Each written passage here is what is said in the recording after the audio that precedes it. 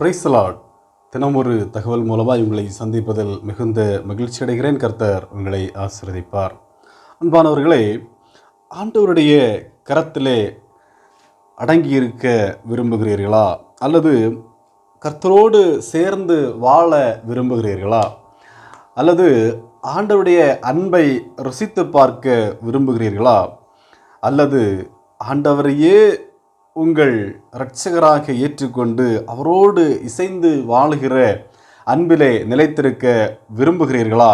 இன்று வார்த்தை உங்களுக்கானதாக காணப்படுகிறது. ஆண்டவரோடு கூட சேர்ந்து இருக்கிற பொழுது உங்களுடைய வாழ்க்கையில் என்னென்ன நன்மைகள் நடைபெறும்?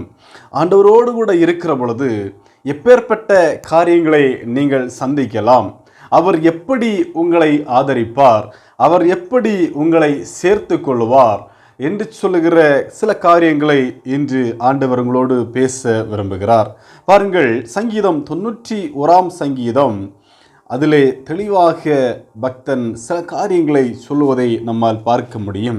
சங்கீதம் 91 அதன் 3 வேத வசனங்களை நான் வாசிக்கிறேன், கேளுங்கள். உன்னதமானவரின் மறைவில் இருக்கிறவன் சர்வவல்லவருடைய நிழலில் தங்குவான். நான் கர்த்தரை நோக்கி, நீர் என் அடைக்கலம், என் கோட்டை, என் தேவன், நான் நம்பியிருக்கிறவர் என்று சொல்லுவேன். அவர் உன்னை வேடனுடைய கண்ணிக்கும் பாழாக்கும் கொலநோய்க்கும் தப்புவிப்பார். பாருங்கள், தெளிவாக பக்தன் அழகாக சொல்லுகிறார். நான் கர்த்தரை நோக்கி, நீர் என் அடைக்கலம், என் கோட்டை, என் தேவன், நான் நம்பி இருக்கிறவர் என்று சொல்லுவேன். பாருங்கள், இப்படியாக அழகாக நேசித்து கர்த்தரையே என் பட்சத்திலே நான் வைத்திருக்கிறேன் என்று பக்தன் சொல்கிறான் என்று சொன்னால், அதற்கு சில காரணங்களை தொடர்ச்சியான வேத வசனங்களிலே சொல்லப்படுவதை நம்மால் பார்க்க முடிகிறது.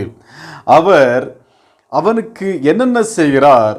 ஆண்டவரை தேடி கையில் வைத்திருக்கிற ஒரு மனிதனுக்கு ஆண்டவர் என்னென்ன செய்கிறார் என்பதை தொடர்ந்துள்ள வேத பகுதியை வாசிக்கும் பொழுது நம்மால் பார்க்க முடிகிறது. எல்லா பிரச்சனைகளுக்கும் தீர்வை கொடுக்கிற ஆண்டவராக இந்த இடத்திலே வேத பகுதி சொல்லுவதை நம்மால் பார்க்க முடிகிறது. உன்னை வேடனுடைய கண்ணிக்கும் பாழாக்கும் கொலை நோய்க்கும் தப்புவிப்பார்.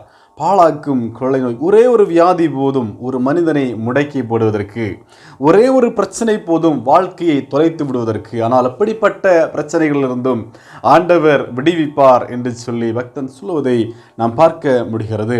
சங்கீதம் 91 அதன் கடைசி வேத பகுதி இவ்வாறாக சொல்லுகிறது.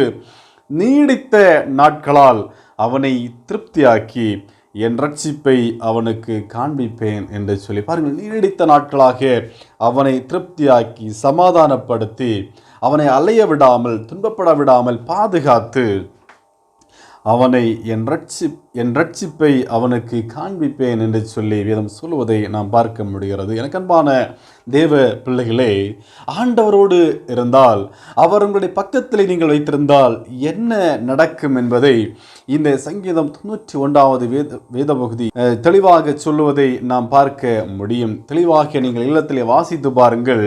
அதில் 16 வேத வசனங்கள் காணப்படுகிறது. அது நம்முடைய வாழ்க்கையை குறித்து, ஆண்டவரோடு இருந்தால், கர்த்தர் நம்மோடு இருந்தால் அதில் என்னென்ன நடக்கும், எப்படிப்பட்ட காரியங்கள் நடைபெறும் என்பதை குறித்தும், நம்முடைய வாழ்க்கையில் நான் எப்படி செயல்பட முடியும் என்பதை குறித்தும், நம்முடைய வாழ்க்கையில் என்னென்ன நன்மைகளை காண முடியும் என்பதை குறித்தும் தெளிவாக சொல்லப்படுவதை நாம் பார்க்க முடியும். நிச்சயமாகவே நீங்கள் இல்லத்திலே ஃப்ரீயாக இருக்கிற பொழுது வாசித்து பாருங்கள். கர்த்தர் அந்த வேதவசனத்தின் மூலமாய் உங்களோடு கூட பேசுவார். ஜெபிக்கலாமா?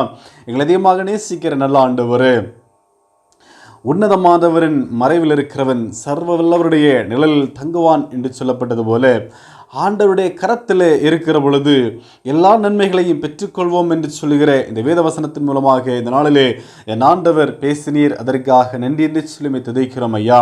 இந்த நாளிலும் இந்த வேதவசனங்களை தியானித்து கொண்டிருக்கிற அல்லது இப்பொழுது இந்த நம்முடைய வார்த்தையை கேட்டுக்கொண்டிருக்கிற நம்முடைய பிள்ளைகளை கர்த்தர் ஆசீர்வதியும். இதுவரையிலும் தவறவிட்ட காரியங்களிலே இனிமேலும் தவற விடாதபடி, இவ்வளவு நாளும் ஆண்டவரை நேசிக்கவில்லை என்று சொன்னாலும் இனியுள்ள நாட்களும் நேசித்து நம்முடைய கரத்தில் அடங்கி இருக்க கர்த்தர் நீர் கர்த்தர் பேசுங்க. அவருடைய வாழ்க்கையை கர்த்தர் ஆசீர்வதியும். ஒருவேளை வியாதிகள், துன்பங்கள், பிரச்சனைகள், கடன் பிரச்சனைகள், இன்னும் பல விதமான போராட்டங்கள் இருப்பார்கள் என்று சொன்னால் கர்த்தர் அவர்களை சந்தியும், அவர்களை ஆசீர்வதியும், விடுதலை கொடுத்தருளும். எல்லா பிரச்சனைகளுக்கும் தீர்வை காண கர்த்தர் கிருபை செய்தருளும். கர்த்தர் நீர் ஆசீர்வதிக்கிறதற்காய் நன்றி என்று சொல்லி துதிக்கிறோம். நம்முடைய கரத்தில் ஒப்புக் கொடுக்கிறோம். நீரை பொறுப்படுத்திக் கொள்ளும். மீட்பர் உலக இரட்சகருமாகிய இயேசு கிறிஸ்துவின் இன்ப நாமத்தில் ஜெபிக்கிறோம். ஜெபங்களும் ஜீவனுள்ள நல்ல பிதாவே.